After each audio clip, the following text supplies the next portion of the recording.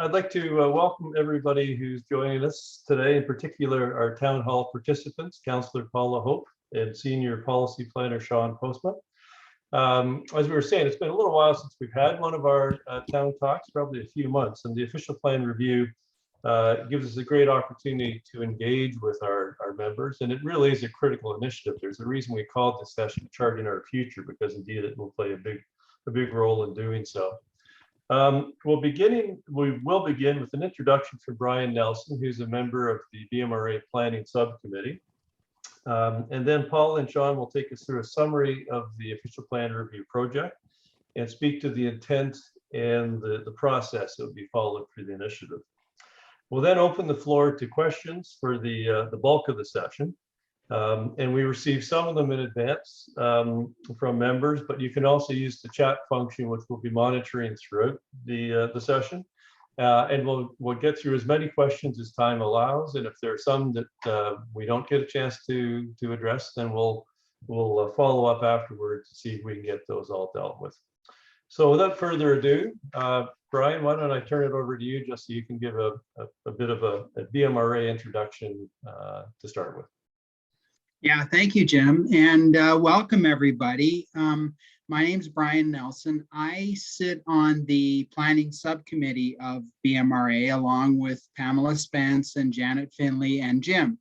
And we try our best to monitor all the things that are happening in town in planning and development. And we try to share this information with our members through newsletters and email communication, and then with the general public, usually through the Blue Mountains Review. The best way to keep on top of all of that is to join the BMRA, and you can get information on that. It's $25 a year on the website. You can get that information.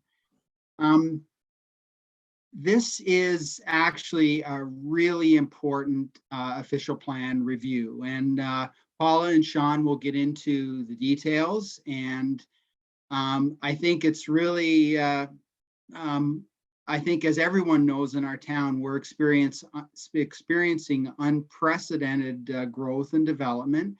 And the official plan is one of the most important tools we have to shape the future of our community. So a really important time to get involved.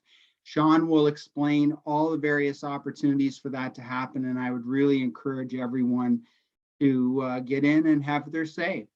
And really the only other thing is I would like to thank Paula and Shawn for giving up their time this evening, and turn it over to Paula. So. All right. Well, thank you so much, Brian and Jim, and of course, Shawn and Crystal for facilitating this evening, for making it happen. I think the title is so wonderful that you know, charting our future. It is such an excellent way to discuss or to delineate what we're doing here, which is charting our future. And I'm so delighted we have so many members of the community here this evening. It's just wonderful that there's so much interest and so much care for our community. So really appreciate your being here, and I really appreciate the BMRA for all that they do as well. And so without further ado, I'm going to just take a few minutes to explain where the official plan comes into our world, and to take us through a few items such as the composition, the mandate, the town and the council's role, and the community's role, most importantly. I'll also be talking about the opportunities and challenges, and even a bit of a data smorgasbord in terms of what has been going on about our community and what is available to us from the point of view of just knowing more about our community. So I'm going to ask Crystal to go to the first slide. So the official plan review is a process that goes on every 5 years. And Shawn will take us through that. As you can see, there's quite a bit involved. So here's an example of one of the models that Shawn's going to be taking you through. But as you can see, there are many different planning acts and many different documents that we have to go to when we review or update our official plan. The official plan is basically a blueprint for how the community wants itself to grow. So you can imagine what an opportunity that is for the town of Blue Mountains at this particular point. In terms of the steering committee, the official plan review steering committee, the composition of that committee is Councillor Jim Urim, who I hope has joined us this evening. We have, of course, Shawn Postma, who's here, Trevor Houghton, who is our planner with a planning credential. We have Scott Taylor from the Grey County as well. And of course, we have Nathan Westendorp, who is our Director of Planning. I think this is probably a good time for me to share some news about Nate and his new career move. Nate is going to be moving on to be the head planner at Simcoe County. He's going to be with us for another couple of weeks to help us bridge this over. And of course, we'll be looking for a new director of planning at the town of Blue Mountains who will be joining the steering committee. So I thought you heard it here first. Shawn Everett said I could say it, so it must be true. The steering committee mandate is basically to usher through the development of the official plan review. So basically working with staff and council members and also planning with the County of Grey. They have the responsibility, we have the responsibility of reviewing everything that has gone on in the official plan. This is one part of the official plan. It's a 300-page document.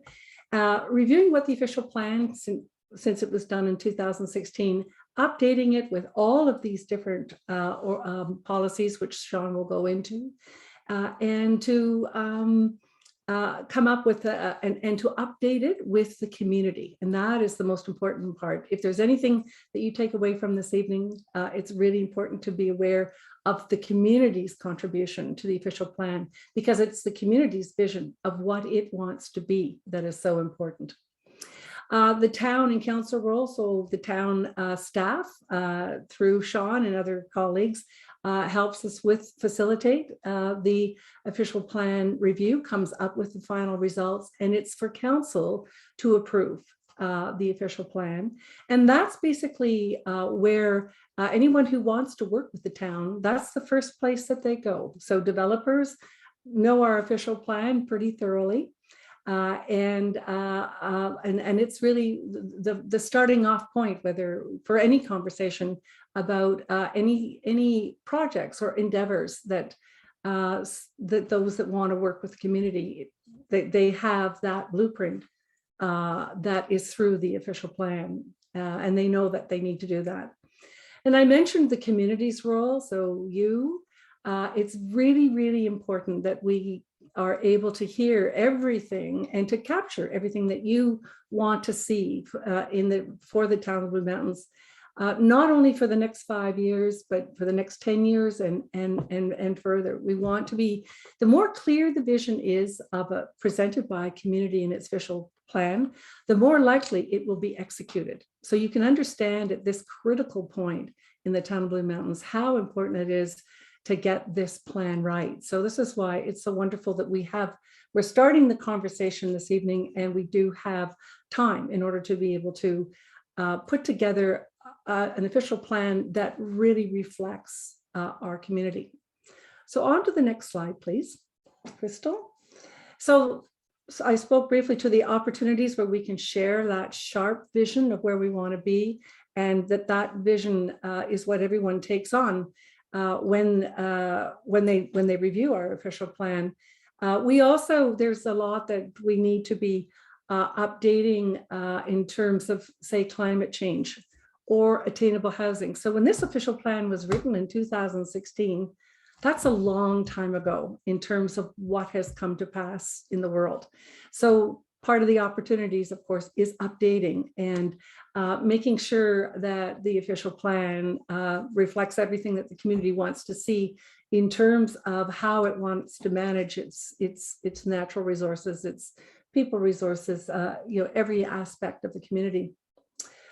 Challenges. Well, the challenges are that you've got a lot of elements to bring into the plan when it comes to updating. So it is a complex project. That's why I'm delighted that we've got Shawn here this evening. He manages the project. He's going to take us through all of the elements, and I think you'll come to appreciate just how daunting a challenge it is. It does take a couple of years from a timing perspective, and there's, as I mentioned, there's a lot of different issues that we want to bring in. Whether, attainable housing wasn't a strong issue in 2016 within the community. As we know, there's a lot more involved now.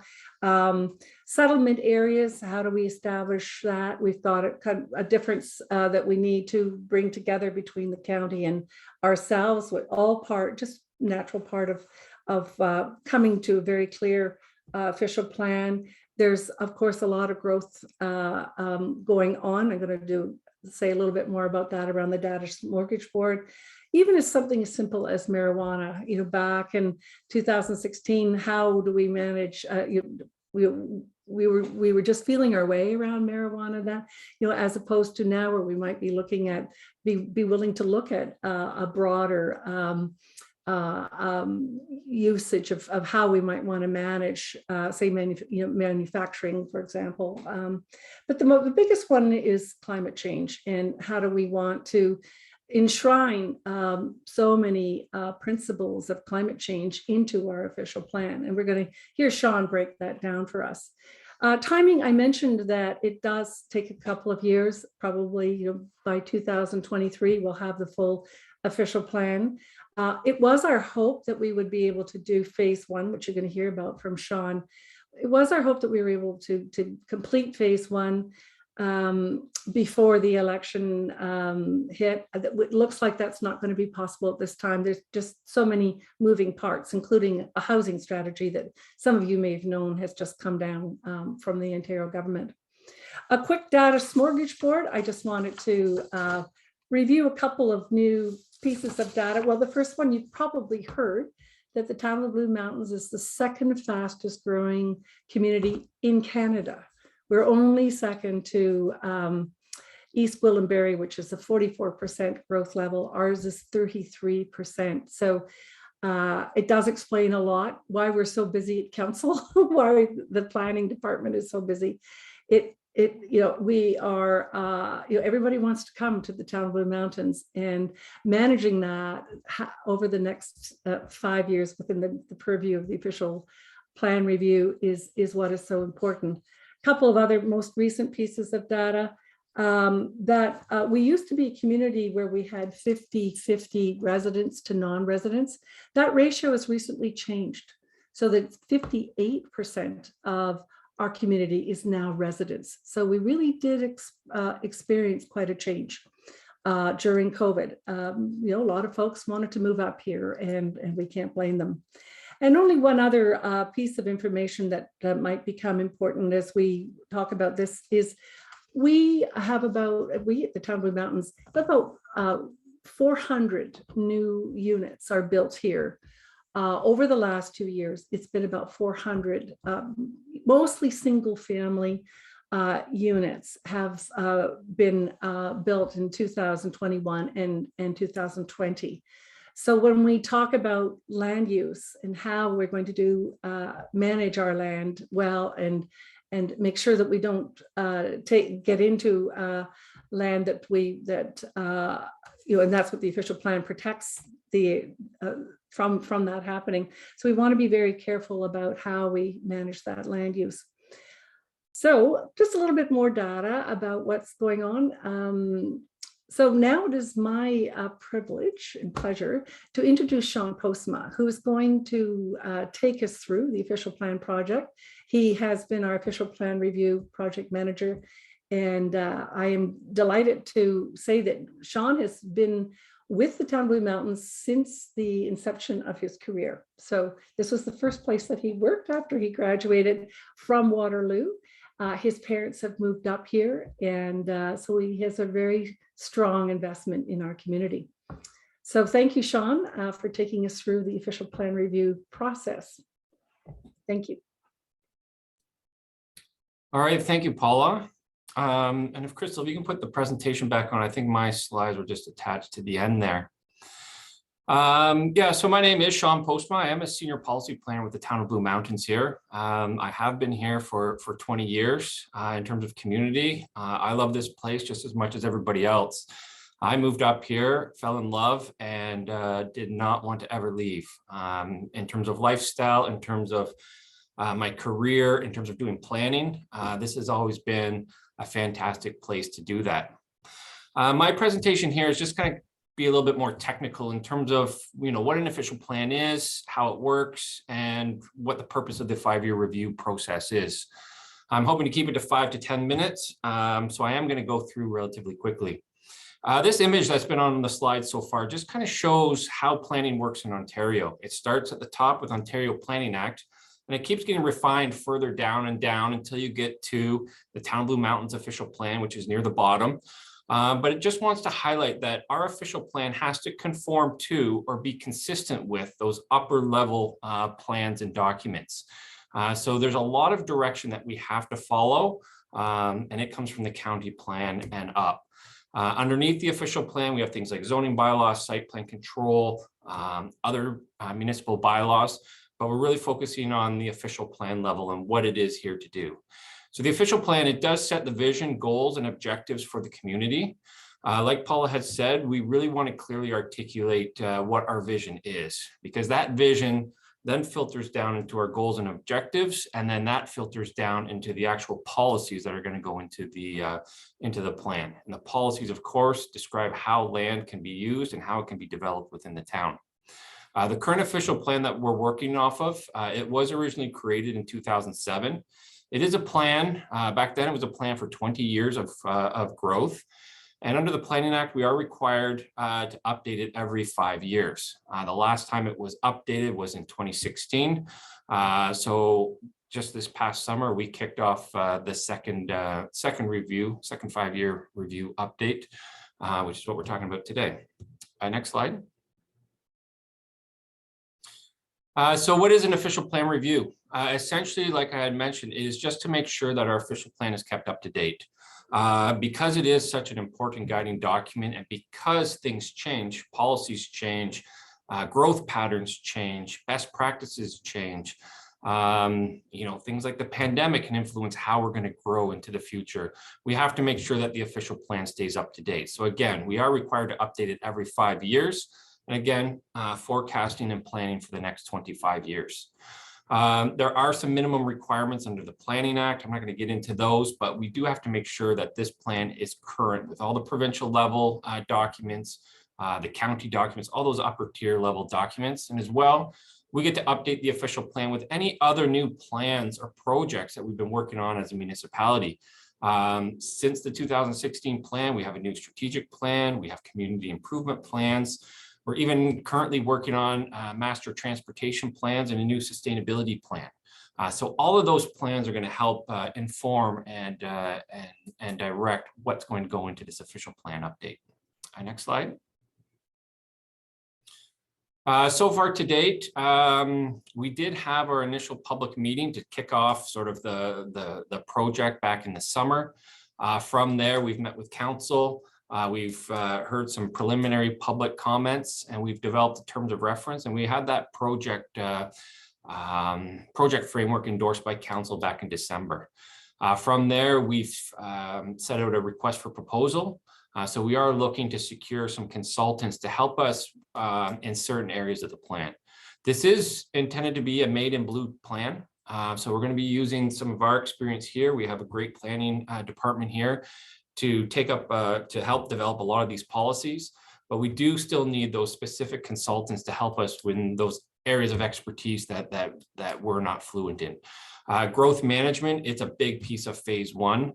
I'll talk about that in a second, but we'll be looking at hiring a land economist to make sure that we can get the proper forecast and the proper numbers, so we have our best guess in terms of where our municipality is going to grow over the next 25 years. In terms of the rest of my presentation, I'm going to kind of go over the project framework, phasing, and other components to the 5-year review. And next slide, please.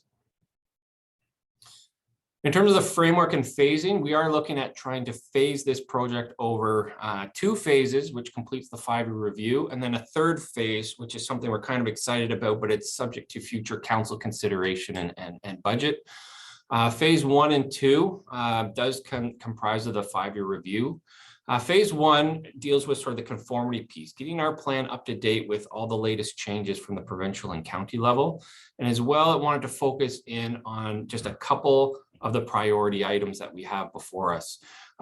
Growth management is a big one. The county is currently updating their growth management numbers. So we're working alongside them to make sure that, you know, the numbers that they're coming up with work with what we're seeing in the town of the Blue Mountains, and as well it works with how we want to apply those numbers in our official plan. With that growth, of course, spins off, what are we going to do about housing? What are we going to do about density, height, and character? What is our town going to look like as if we have to accommodate for a certain number of folks that we anticipate will be moving to our area? You know, what kind of housing, what kind of density, what kind of land consumption are we looking at? Those are some of the high priority things that we're looking at in phase 1. To a lesser extent, we have some housekeeping things and some plain language. One of the things we heard from the public since the plan was last updated in 2016 is it's a difficult read. It's over 300 pages, you know, planning decisions, take into consideration the entire plan, not just 1 or 2 policies within the plan. So we want to try to take a look at how we can maybe update the language in the plan to make it a little bit more user-friendly. Phase 2 deals with all the other priority items that we want to look at. Environment and climate change, it's a top priority as well. All the items that we have here will be included as part of phase 2. Like Paula had mentioned, phase 1, we've got an aggressive schedule to try to get this through before the election. Just so that this current council can kind of put their thumbprint on the plan. In order to do that, we had to bump phase 2 to after the election. So that would start sometime likely next fall.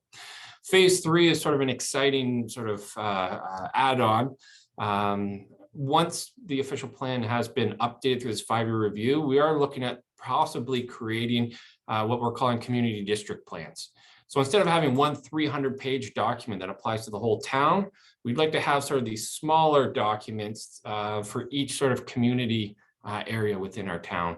The reason being that if someone is interested in what's going to happen with, say, Laura Bay, for example, or Castle Glen or Camperdown, because they particularly live in that area, they can just simply pick up that little sort of section and understand what is the vision for that particular community. What are the development policies? What are the things that will happen just on the lands, you know, near me or nearby? Next slide, please. In terms of project teams and support, I think Paul has already covered this. It kind of all lands with town council. They are the decision makers. They are the approval authority in terms of getting this official plan done at the town level. Final approval, though, it does rest with the County of Grey. So the town would adopt the official plan, but the County of Grey has the final say. Again, they want to make sure that our plan does conform to those upper tier planning documents. And part of the project steering committee, which is sort of overseeing the project to make sure we're on time and we're delivering on our deliverables, we do have the benefit of Scott Taylor being on our committee as well. Scott is a planner with the County of Grey, so he's really going to be integral in terms of helping us get through that county process as well. Obviously, the rest of the project teams and support come from residents, planning staff, stakeholders, such as the Ratepayers Association. We've got other town departments. We touched on external consultants, and as well, we have specific committees of council. These are the Agricultural Advisory Committee, Economic Development Committee. All these committees have sort of their specific mandate, and we will be tapping into them as a resource through this project.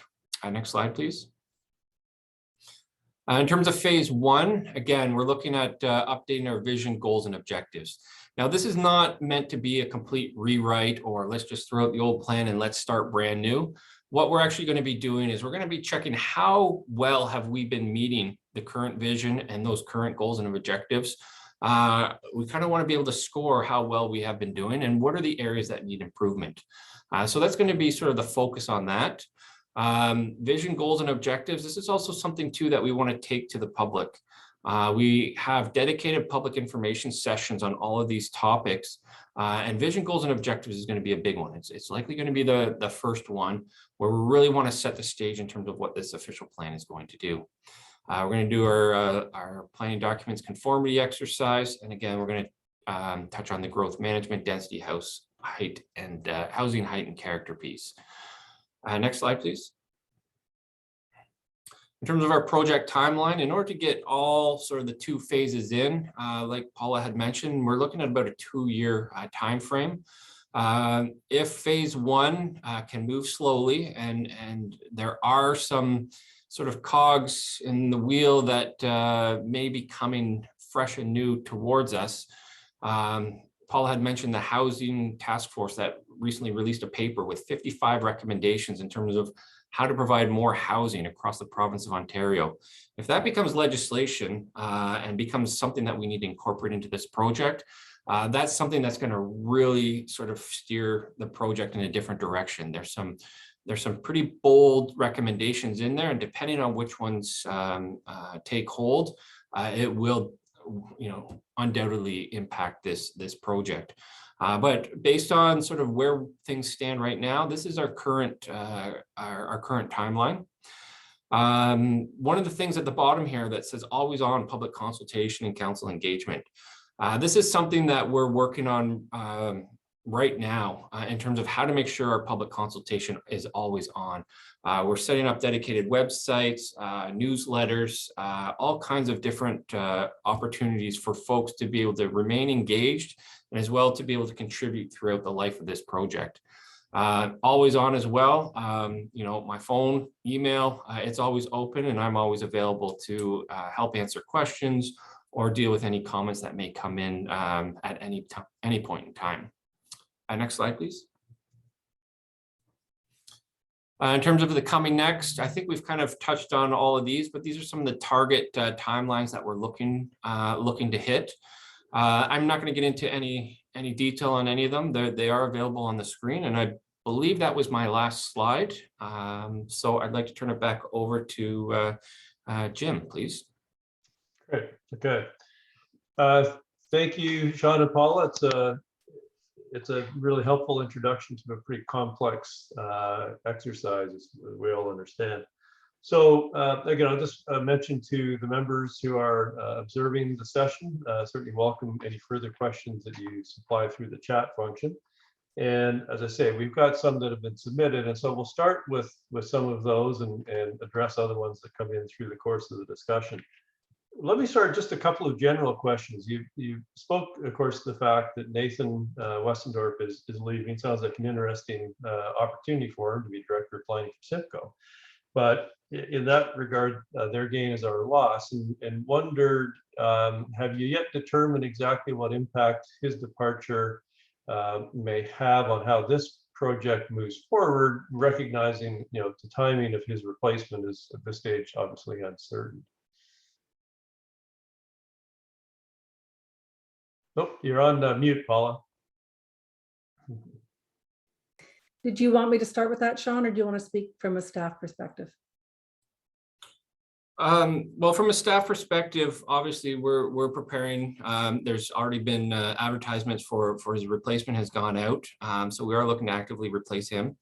In terms of the project itself, though, we don't see it stalling the project at all. We have our project framework in place. We're right at the very sort of final stage in terms of being able to secure a consultant. So we've got enough runway in order to be able to get through some of our background research and some of those initial stages before the new director would start. And just to finish that, the projection would be mid-May for the next leader of the planning department. That's what we're looking at. But I think that I would just support what Shawn is saying, that Nate has been a wonderful contributor all along, but the project has been moving ahead, and that's been the advantage of having such an experienced person from the town of Blue Mountains, and who, like Shawn, who can continue to keep things going, because that integration of plans is what's so important right now. Mm-hmm. Okay. Also wondered, is there a shared vision amongst our councillors in terms of what you're hoping to accomplish through this exercise? And how do the council members kind of compare thoughts and become engaged through this exercise? Well, you know that councillors they all have their own points of view, and they all have their vision of the future. But what is that? No question is their passion and their care for their community. So what we did do, and I think it was identified, is that trying to bring everything together, which is the same thing we're trying to do with the community, is the planning department did meet with the individual councillors to find out what they were looking for in the official plan review. And with that kind of discussion, we understood then where other councillors were coming from. And I think we've been able to bring a lot of that together even at this point in terms of understanding what the themes are from the different councillors. So I would say that there's a shared view, of course, about the importance of the official plan review and the need to get it right, the importance of getting it right. Anything else you want to add to that, Shawn? No, I think the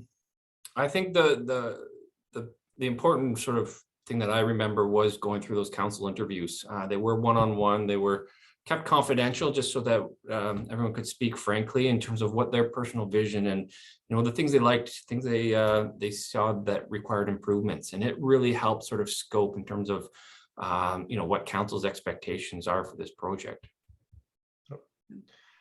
Now you mentioned the province's housing strategy that they have just recently dropped, and it's obviously a wild card in the whole exercise. So I just a couple of, I guess, related questions. One is, have you determined exactly how you may kind of incorporate some of what their housing strategy has suggested into the phase one work? And given the fact that the province is pushing for, basically accepting greater growth, are we in fact not already focused on some of the things that ultimately the province would be looking for different regions to do? Are you saying with the official plan review process, are we already doing that, or? Well, in terms of recognizing that growth has been happening and will be continuing to happen, are we in fact not kind of ahead of the train a little bit in terms of what the province is looking for, or is that a bit simplistic to suggest that? I'll take that on, Shawn. So yes, well, I think what's important to keep in mind here is that the housing report is referring to a growth area that is south of us. So we within the county, even, we're not within the target area of interest for that housing strategy. It's really important to keep that in mind. At the same time, the principles behind the growth are certainly haven't changed. I mentioned that we have 400 units that we've produced over the last 2 years.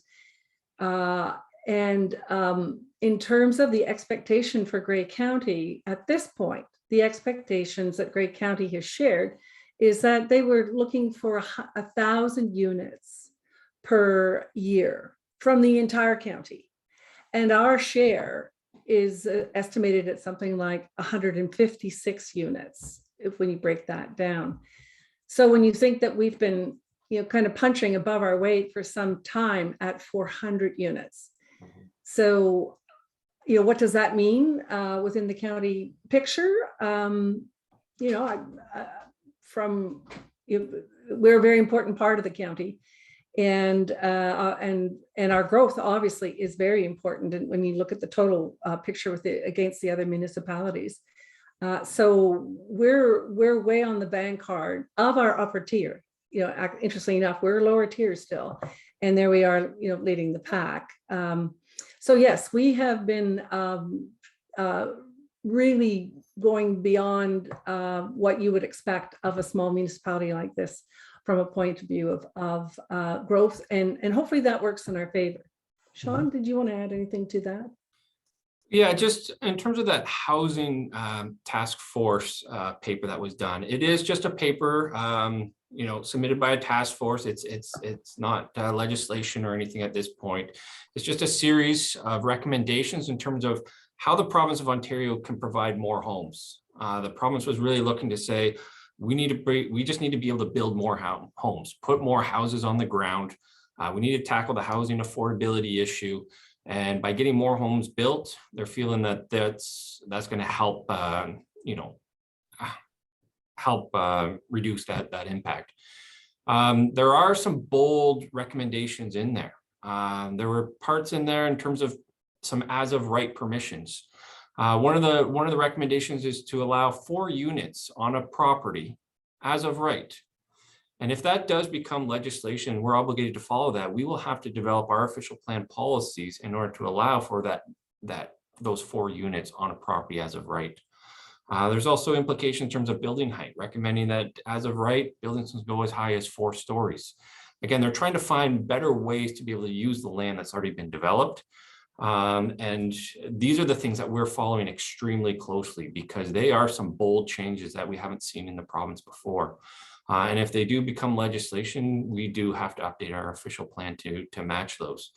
There's a number of other recommendations in there too, in terms of trying to reduce some of the red tape that's involved in getting development projects approved.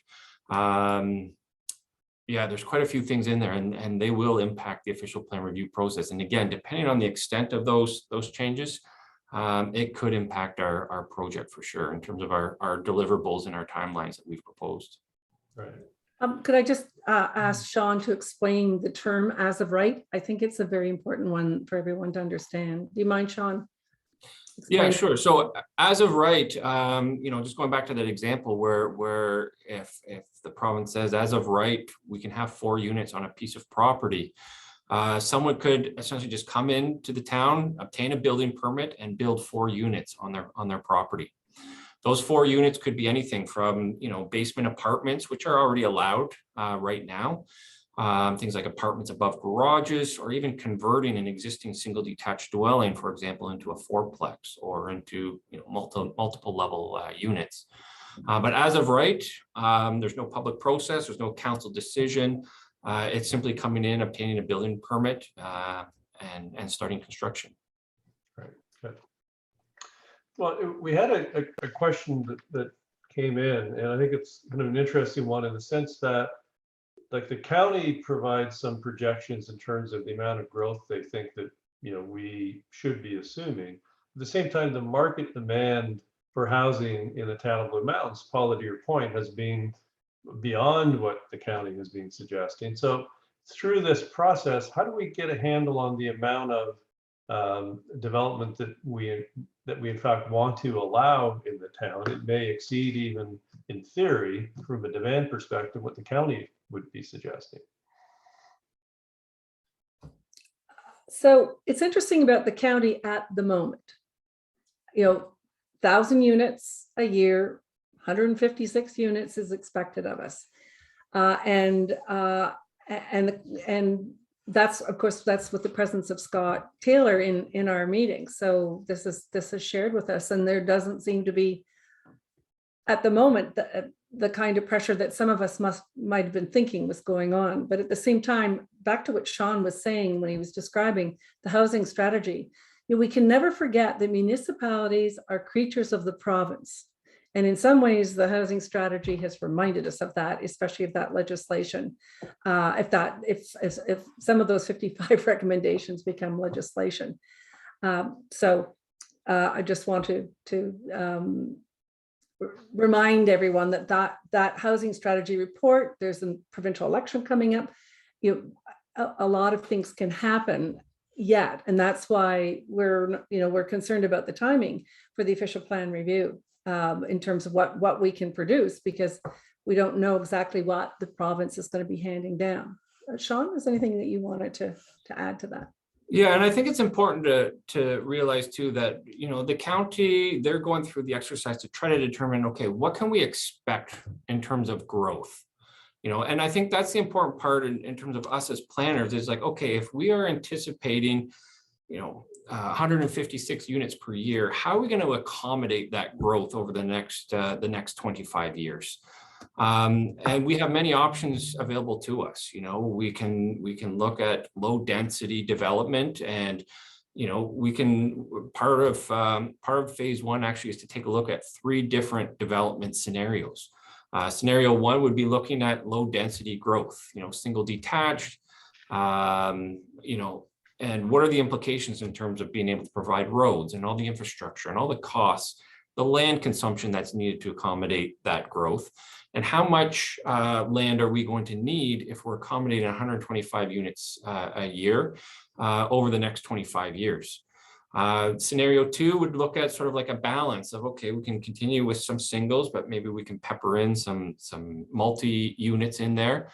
What does that development scenario look like? And what are the costs in terms of servicing, providing those roads, the infrastructure that's needed? And then the third scenario may be sort of like a higher density scenario, but it's really there to just try to illustrate, okay, if we're looking to protect the land, the density has to go up. If we're trying to keep the density down, our land consumption goes up.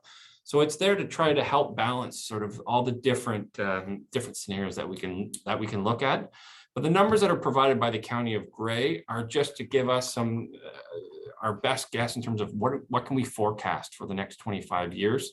Obviously, there's going to be some boom years like we're currently in, where we're seeing 400 units last year. But it wasn't that long ago that we were only seeing about 65 new units in 1 year. So there's definitely peaks and valleys in terms of future growth that we have to plan for. Yeah, so. Okay. If I could just follow up too, the art is around where will this growth happen as well. So there's the density part, but it's also where this growth will happen. And one point, with the arrival or the embracing of climate change issues, we want to preserve our land as much as possible.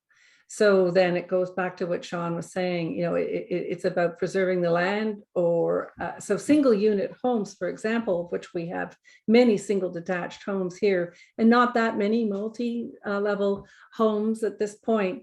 If you want a mixed community from a housing perspective, that's going to have to be a consideration when it comes to limiting the amount of land we're going to take up, and at the same time accommodating as many people as we can accommodate according to what the province wants. But where we have the control is where this happens, and that's where the official plan is so important. Whatever happens maybe with the housing strategy, we still would have a fair amount of control about where that happens. And sorry to go on, but we are a ribbon of land here. So we have to manage a lot of pieces of our land. We've got a lot of conservation land. We've got the Niagara Escarpment, Georgian Bay, Biosphere. We've got a lot to think about within our little ribbon of land as well, where building cannot happen. Yeah, and do we have a good handle on the inventory and location of land that can be developed, taking into consideration things like environmental impacts, drainage, or is that something that is going to be part of the analysis that contributes to this exercise?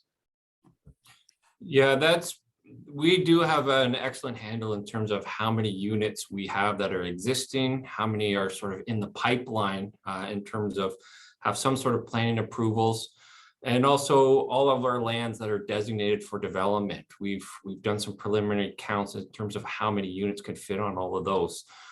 So we have a quite extensive database right now in terms of our land availability. And that will be reviewed, and it will be as part of our growth management review. We'll be taking a look and just confirming those numbers and understanding exactly how much more growth we can accommodate with what we have. Because I recall at the county OP amendment session, there was some debate as to whether or not there's a good enough handle on how much truly developable land we have, and it relates to environmental factors, drainage, etc. Is there more work to be done to, Shawn, to your point, to really get a good handle on how much developable land we truly have? It's hard to say developable, but anyway. Right. We honestly, we've been tracking, I'd say, for probably about the last 10 years in terms of how much developable land that we have based on the densities that we currently allow on all those properties, how many units we can accommodate on there. So we do have an excellent handle, probably one of the best, because we've actually gone through property by property within the town of Blue Mountains to get an understanding as to how many units can be accommodated, particularly on our future growth areas.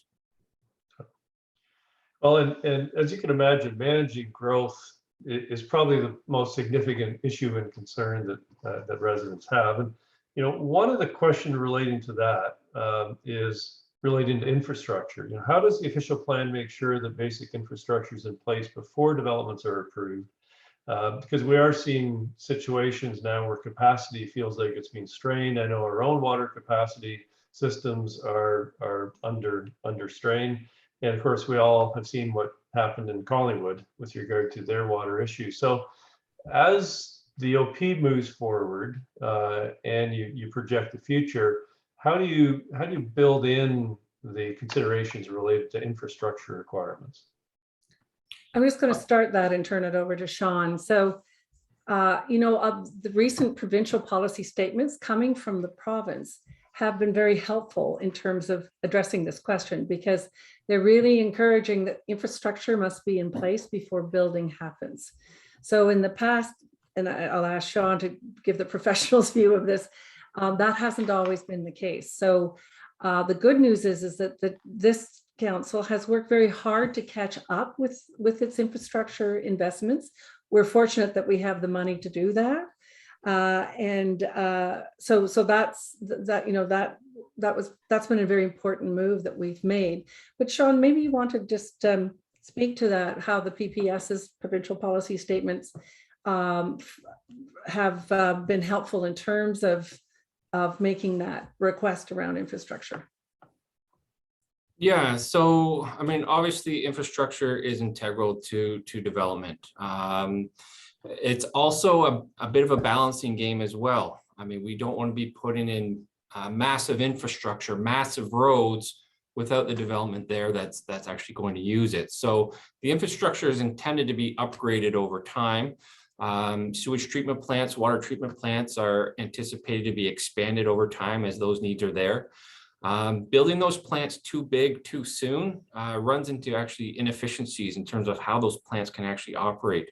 They need minimum flows in order to be able to operate efficiently. And our Craig Leith sewage treatment plant right now, it was expanded in the early 2000s and ran into some issues just because it wasn't getting the flows that it needed to efficiently run. So it is definitely a delicate balancing game. It's constantly being monitored.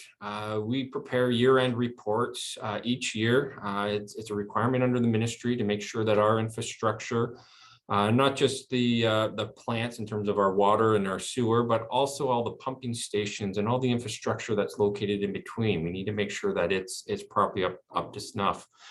As new development applications come in, part of our review in terms of reviewing those development applications is making sure that the necessary servicing and infrastructure are in place. If they aren't in place, we need to be looking at how, what needs to be upgraded in order to be able to accommodate that development. Not just that development, also any other development that we can foresee in the future for that. We already have some great policies in our plan in terms of making sure that when developments go in, servicing, roads, and everything are upgraded across the entire property line, not just to the entrance to these projects, but to the property so that the next development property can go ahead. In terms of our water and sewer allocation, they are very carefully monitored to make sure that plant reservation and plant allocations aren't giving out too prematurely.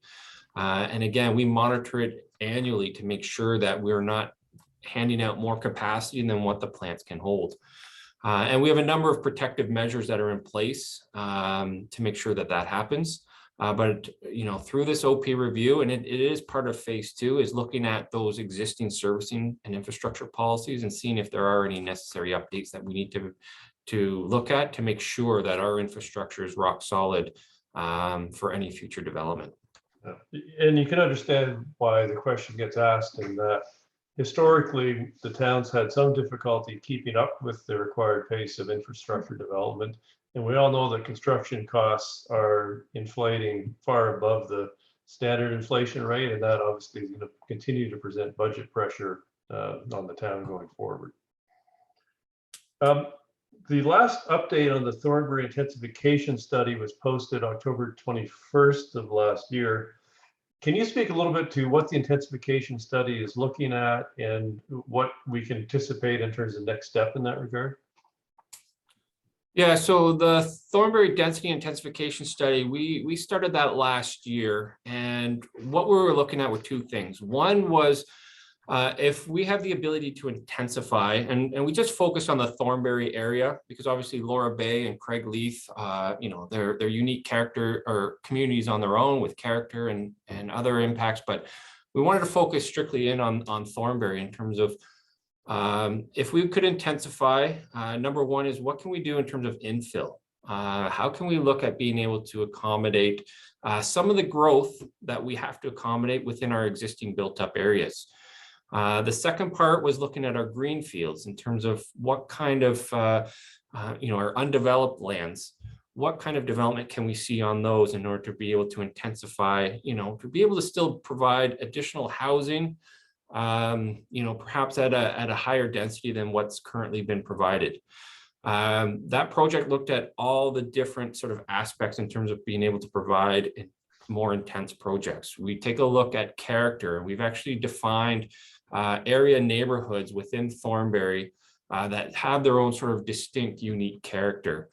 So what are the design considerations on something that may not, something that may be a little bit higher density than what we may normally see? But what are the qualities that we want to see in any of these new development projects that may be able to provide these additional housing units?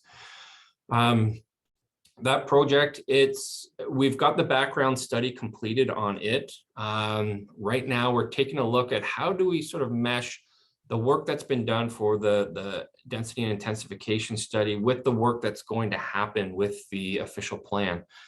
So we're looking at that right now. We don't want to sort of come out and make substantial changes in terms of density and intensification policies for Thornbury while we're working on our growth management and our density stuff for the official plan. So we're looking at perhaps combining those two projects into one so that we have a consistent set of recommendations coming out. But the background work is done, and it's going to be very beneficial in helping to inform the official plan project. Okay, great, thank you. So managing growth we've been talking about, and the impact of growth in particular on the environment is sort of of huge importance to the community and a high priority for us all. I was going to turn the questioning podium over to Brian, who's going to handle a couple of questions as it relates to environmental considerations. Brian, could you take the lead here? Okay, yeah, I just, on the topic of environment, there's a question on the chat. How will Grey County's climate action plan be incorporated into the official plan? And I think I'd like to start there with that one, just given the prominence of climate change. Do you want to take that one on, Shawn? Sure. Yeah, so the Grey County has just hired, well, I wouldn't say just hired, maybe about 6 months ago, hired a climate action manager. Their primary purpose is to work on the Grey County Climate Action Plan. So the county has taken a look at how can the county, at the county level, be better stewards in terms of climate change and being able to help sort of inform the lower tier municipalities as well as what kind of policies or changes should we be looking at the municipal level to help with climate change. Obviously, climate change is a top priority and it's becoming more and more apparent every day. But that climate action plan will help inform our official plan.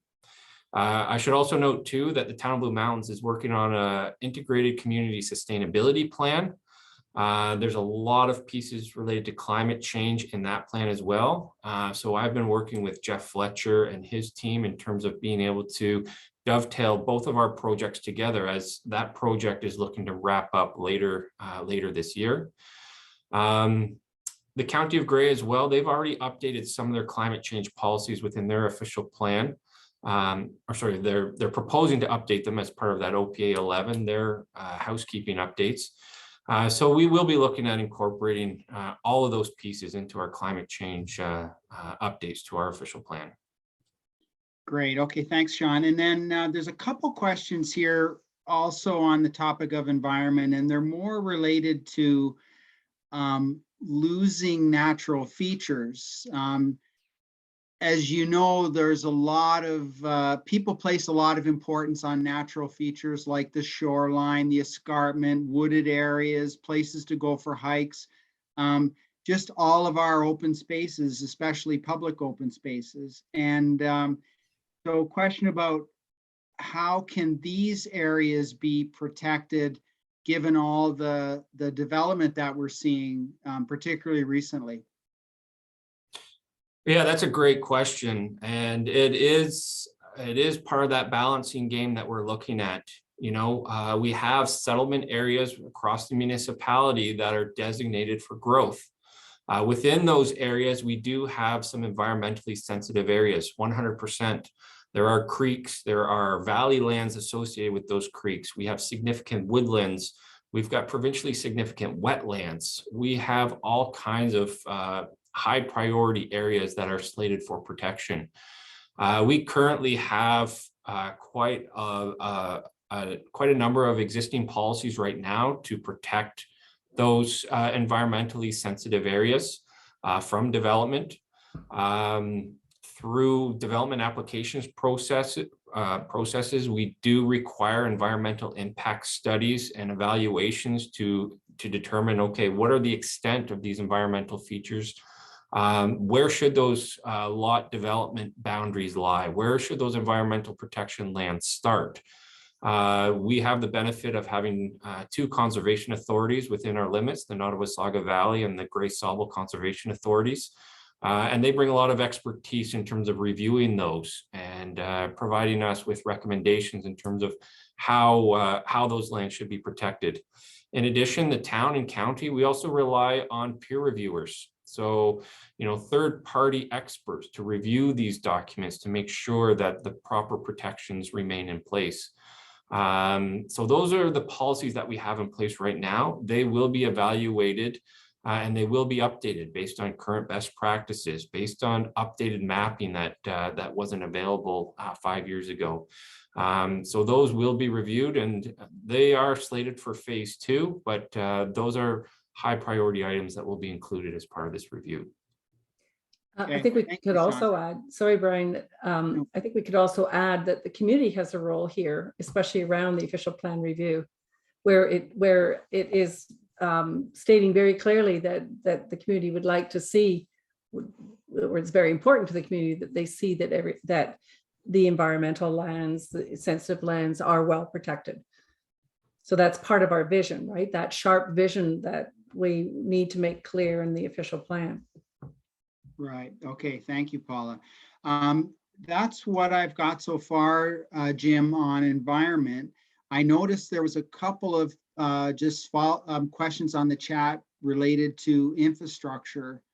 I think that's been covered, but one question, for example, from Bob Welling, there is a large demand for development in our area for all reasons we know. How is this consumer need factored into the planning? That's a great question. Yeah, I mean, the plan is based on our growth estimates. And as Paula had alluded to before, you know, the town of Blue Mountains is taking the lion's share of growth within the County of Grey.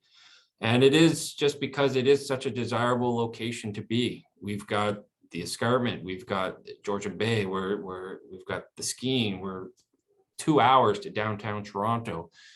So this is a hot spot for development, and the growth numbers that we're projecting here do take that into consideration.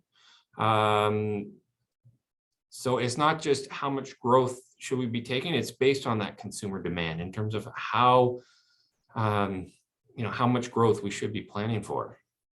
Right.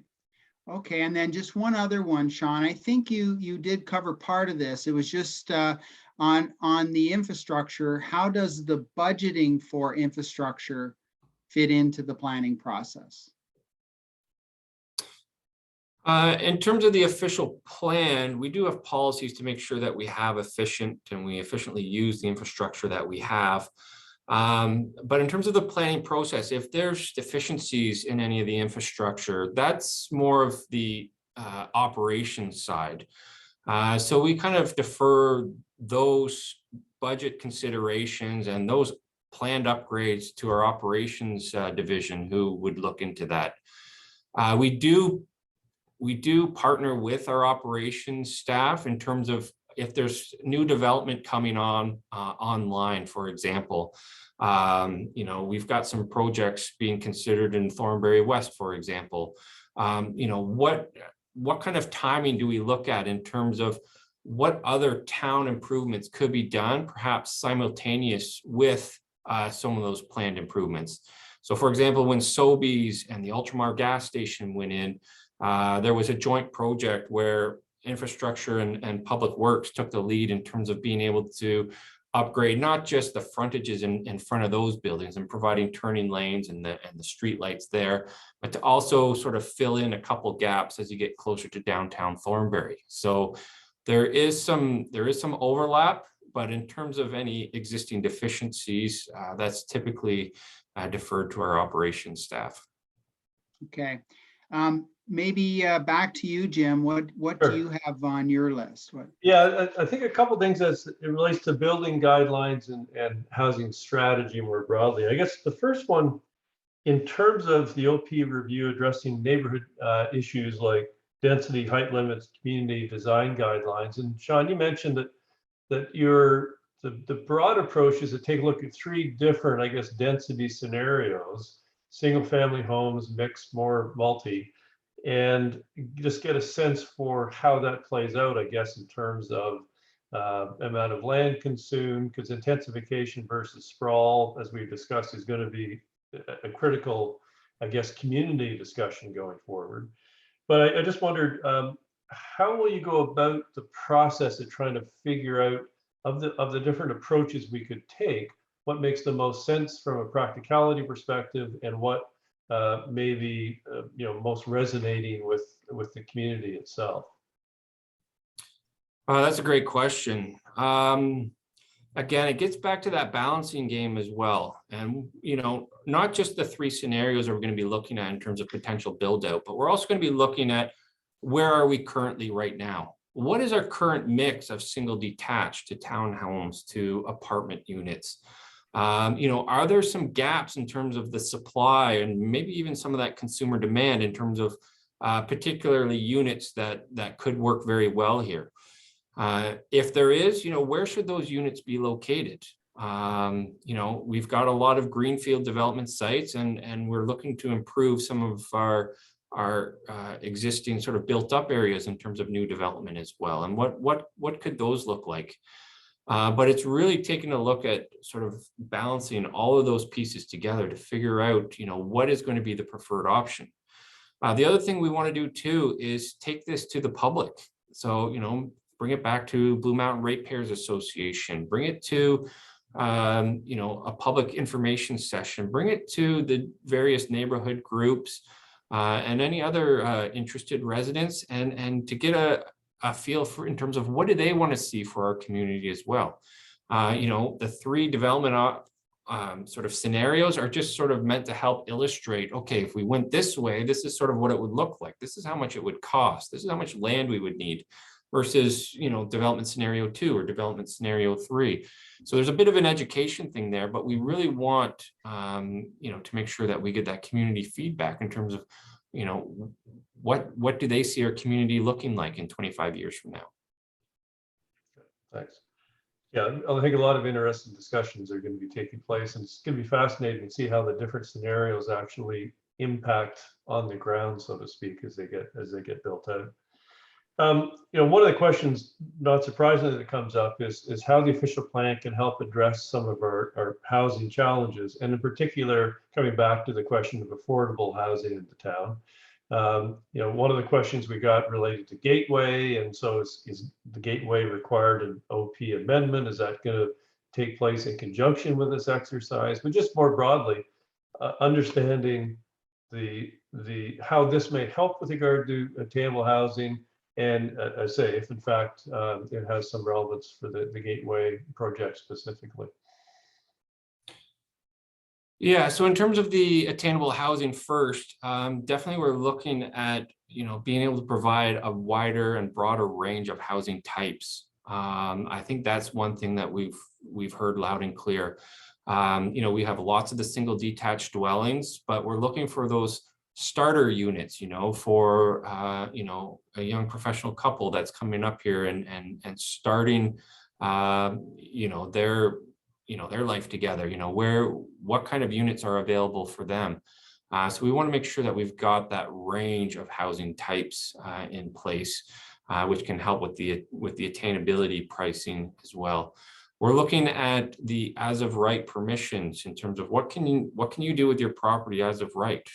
Currently, right now, you can add a second unit to your existing home. You could add a basement apartment. You could put an apartment above a garage. In some instances, you can even build sort of a separate dwelling unit on your property, subject to meeting certain criteria. And you can just come in and get a building permit and build those. That was one of the key things that we saw, being able to provide additional attainable housing units in this town. It's been in effect now for about 5 years. We actually want to go back and take a look at how many of these units actually got built. I think in grand total, we've had perhaps around 20 so far. You know, what has that done in terms of being able to provide additional affordability in terms of housing? The province is telling us to take a look at, you know, as of right for third residential units. So apartment sort of in the basement and then another one above the garage as of right. So that's something we're considering as well. Number one, it provides an attainable unit for someone that's looking for, you know, a small 2-bedroom or, you know, a small spot above a garage. And then the offset to that is whoever is the homeowner is now receiving that income from that rental as well. So there's attainability on both sides of the spectrum that way. In terms of the proposed gateway housing project, it's not going to be specifically dealt with through this project. The policies that are in place, you know, would help guide the development of that site. But the policies that are in place right now already do that. Perhaps if there's consideration of allowing for increased height in certain areas of our municipality, you know, how would that maybe impact the attainable or the gateway project, because they were looking at perhaps going a little bit taller. So there may be some spin-offs there, but there's nothing directly related to the gateway housing project through this. It's we're looking at the municipality as a whole and not specific to individual sites. Yeah, okay, thank you. And a question that came in kind of in relation to that, how do we ensure the secondary suites are for full-time residents and not for, you know, Airbnb or seasonal units? I guess would that in theory be what would be built into the regulations for secondary suites? Yeah, well, we have policies already in place that are working extremely well with short-term accommodation units. So these are those units that we typically find on Airbnb that are rented for 30 days or less. So we already have strong policies in place with those. We have strong licensing program in place to deal with those. So with the secondary units, they would not be allowed to be rented on a weekend or a short-term basis. They could be rented seasonally or annually, but as long as they're not being rented short-term, we're not taking issue with that. Yeah, but in terms of whether they're rented to a full-time person that's working in the local area versus somebody that's using it as a vacation home. Those are much more difficult to try to keep separate. And if the town were to develop some policies around, or even loans for those that want to create a secondary suite for rental purposes, for example, I understand that there's a mechanism, perhaps Shawn, you can speak to this, that within the secondary suite structure, where there can be some controls on the pricing, on the rent. If money's at the moment, it's the policy that we currently have, it isn't a lot of money to create a secondary suite, but should we expand that policy and offer a bit more money, it is my understanding that there are some controls that can be put in along with the money that's as part of the lending of the money of the funds. Could you speak to that, Shawn? Yeah, that's sort of outside the realm of the official plan project. There are a number of existing programs in place. The town does have an attainable housing corporation that does deal with providing grants for folks that are interested in building these units. And at the county level, there's also grants that are available for attainable priced rental units. So there's even more money if you can guarantee that they would stay within that attainable price range. Right. One question that comes up a fair bit, I guess, has to do with Craigleith. Craigleith is not defined as a primary settlement area, as I understand it, in the town of Blue Mountains, but it's a residential recreational definition, I guess. All to say, I think that understanding what sort of the future growth plans or expectations would be for Craigleith as compared to, say, Thornbury, are they reasonably comparable in terms of how they're viewed vis-a-vis accommodating future growth? That's a great question. Yeah, I don't want to get into the technical bits of it, but the province does allow us to designate primary and secondary and tertiary settlement areas, and there's different rules that go depending on which category that you fit in. Thornbury and Clarksburg are defined as a primary settlement area. So that is where we are trying to direct most of our growth. We have higher density numbers in terms of new residential development that has to meet. And there's also an expectation of having things like the libraries and the grocery stores and all those things within those primary settlement areas. Outside of Thornbury and Clarksburg, you've got Laura Bay, Camperdown, Craigleith. They are designated as resort. Actually, now you've got me confused. Resort residential settlement area. So it's kind of a hybrid between, a primary settlement area. It doesn't have the same form and function as, Thornbury does. It is intended to be a resort residential area. So the density numbers are much lower. There's less expectation in terms of the commercial nodes, some of the road infrastructure, things like that. So they are two distinct development areas. And is that not also part of what we'll be coordinating with Grey County in terms of the definition of the settlement areas as well, Shawn? Yes, yeah, we want to be able to clearly articulate, how Thornbury and Clarksburg are to work versus sort of the Laura Bay to Craigleith resort areas. Okay, great, thanks. Before we kick into the last few questions on application and tracking that Brian was going to lead, there are a couple more questions that came in through the chat function. One of them being, what about inclusionary zoning? Maybe if you could speak to what that actually entails, it might be enlightening for folks. Yeah, so inclusionary zoning is something that's been brought down by the province of Ontario, where municipalities would have the ability to include attainable priced housing units as part of a residential development. They've brought it down in terms of an ability that the municipality can use. However, we do not yet have the rules and requirements as to how we can actually go about doing it. So it's sort of still at that idea and concept level. And we're waiting for the province to give us sort of the implementation tools as to how we can actually make that happen. What are going to be the rules and requirements for it? What happens if a developer can't do it? What happens if a developer provides more? Those regulations haven't come down yet. But it is relevant to the official plan because we don't have inclusionary zoning in the current official plan.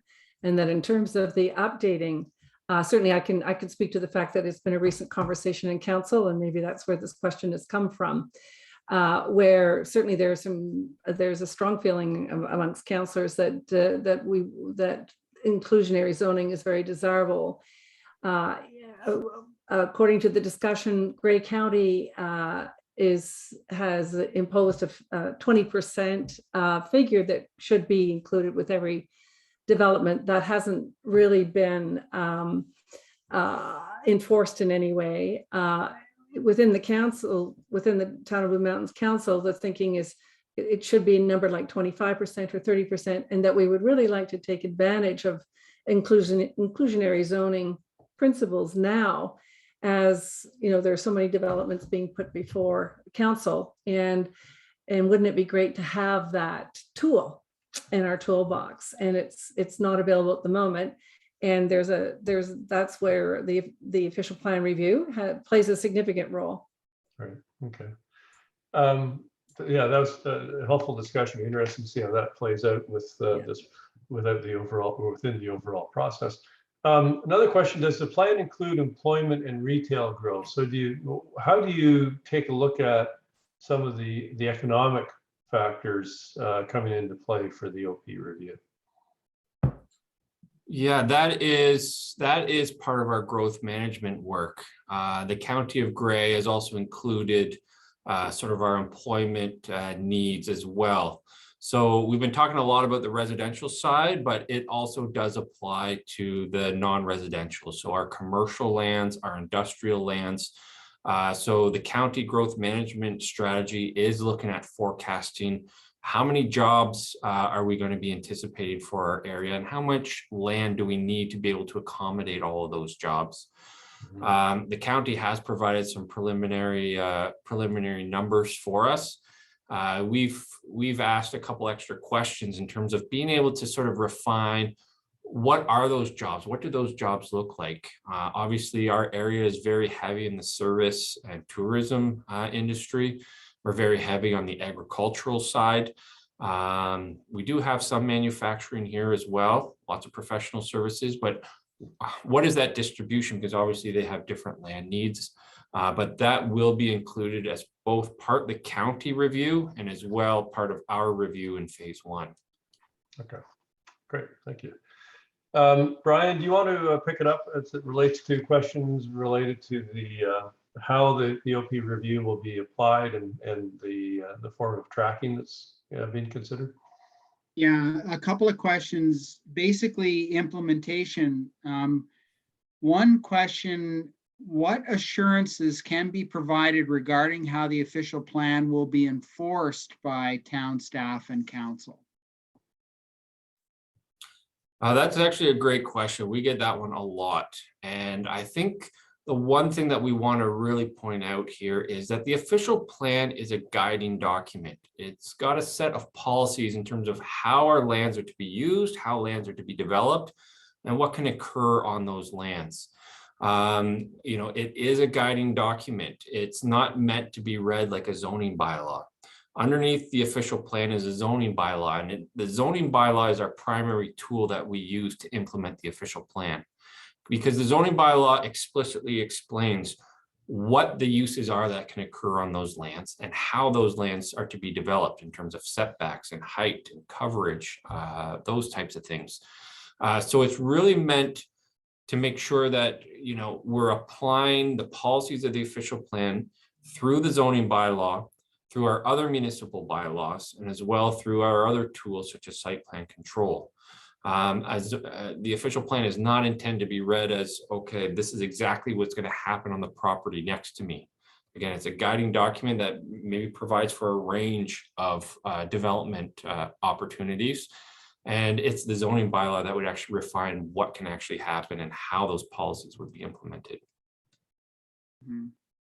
Okay, and then related to that, is the goal to create and implement metrics or measurable parameters to be more transparent? I think, some way of understanding how well we're doing in terms of matching the policies that are stated in the official plan. Anything on that?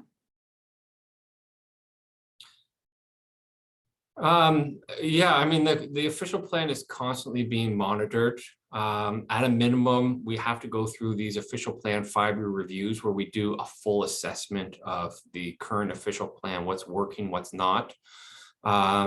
We also have other opportunities to be able to make sure that we're implementing the policies right. We touched on preparing these year-end capacity reports that deal with the servicing and the infrastructure side. There isn't one sort of catch-all report card for the official plan per se, but it is picked up through these other avenues and other reporting opportunities. Okay, that's it for in that group. That's it. Okay, one thing I think, Shawn, you referenced at the start of the discussion was the sense that not all the goals and objectives that have been defined in 2016 had been realized. And so I guess, will part of the evaluation for this review be to take a look at which goals and objectives maybe weren't hit, and to get an understanding for what contributed to the shortfall in that regard? Yeah, absolutely. We have, I think we have 15 different goals and objectives identified within our official plan. And then there's a whole bunch of sort of objectives underneath those. So there's a lot to review in terms of what that plan was attempting to accomplish. We want to review to make sure, number one, are we achieving those goals and objectives? We may not have achieved them all. It is a 20-year plan. So it isn't anticipated that these goals and objectives would be achieved over that 20-year time period. But are we making headway into achieving those? We want to take a look and make sure that they're still relevant in terms of today's day and age. Were the goals and objectives that we set in 2016 still apply to, the scenario that we are in today in 2022? Obviously, the development landscape has changed quite a bit over those past 5 years. And then are there any other updates? One of the things that we touched on was climate change. Climate change is a very important piece, and it definitely needs a little bit more attention in our official plan than what's currently there right now. So there's a lot of review in terms of being able to review those goals and objectives. Perhaps looking at trying to score them to see how well we've actually met them, and then to take a look at how relevant are they going into the future and what may need to be added or removed. Yeah, just to Shawn, a quick follow-up showed up on the chat to your point about the official plan as the guiding document. And if the OP is only a guiding document, how are the zoning, etc., bylaws updated to make sure they are aligned with the OP? Yeah, that's a great question. And under the Planning Act, it stipulates the rules in terms of how soon we have to update our zoning bylaws to make sure that they conform to our official plan.